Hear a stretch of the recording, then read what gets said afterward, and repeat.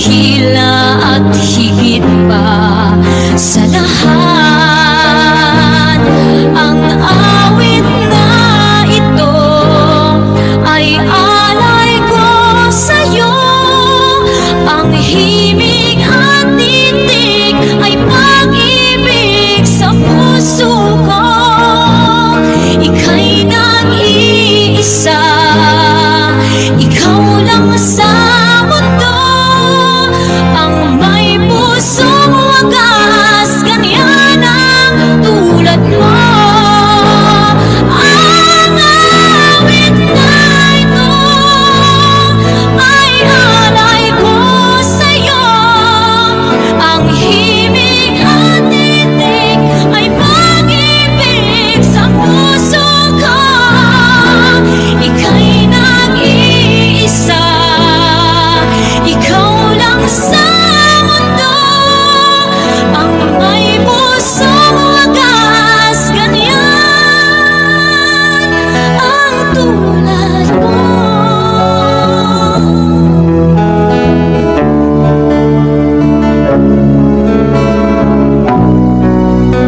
Ganyan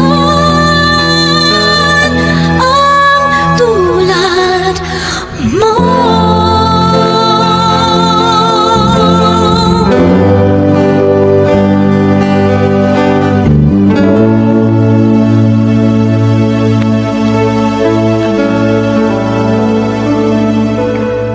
Ama na nagsisilbing haligi ng ating tahanan. Ama na nandyan at lagi sa ating gumagabay. Ama na nagpapalakas ng ating kalooban. Ngunit paano kung wala ka na? Nasubukan mo na bang iwan ng mahal sa buhay? Nasubukan mo na rin bang magtanong na kung bakit siya pa? Bakit hindi na lang yung ibang mga masasama? Papa, tatay, mga kataga na hanggang alaala na lang ba talaga? Malungkot mo ang tanggapin, pero yun ang nakatakda ng Diyos Ama.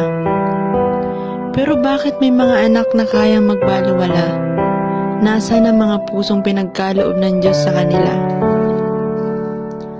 Hanggang kailan ko nga ba kayang tanggapin na ika'y wala na? Kung puno ang aking isip ng iyong mga alaala. Ayaw kong isipin na ikaw ay di na makikita. Sa aking pag-uwi, anong aking madarama? Ang sakit sa pakiramdam ng mawala ng isang magulang. Lalo na kung ikaw ay nasa ibang bayan. Kasabay kitang nangarap nung ako'y umalis. Ngunit anong nangyari at tuluyang kang lumisan? Akala ko sapat na yung mga aking padala para kalooban mo ay sumaya.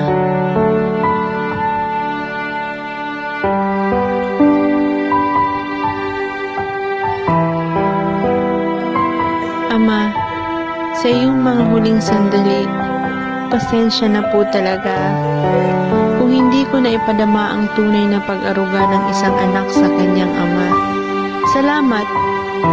Salamat sa ilang taon na ikaw ay aming nakasama. Sa lahat, sa pagiging mabuting ama sa ating pamilya. Pangako kailanman na ikaw ay hindi malilimot. Ilang taon man ang lumipas, alaala mo ay hindi kukupas.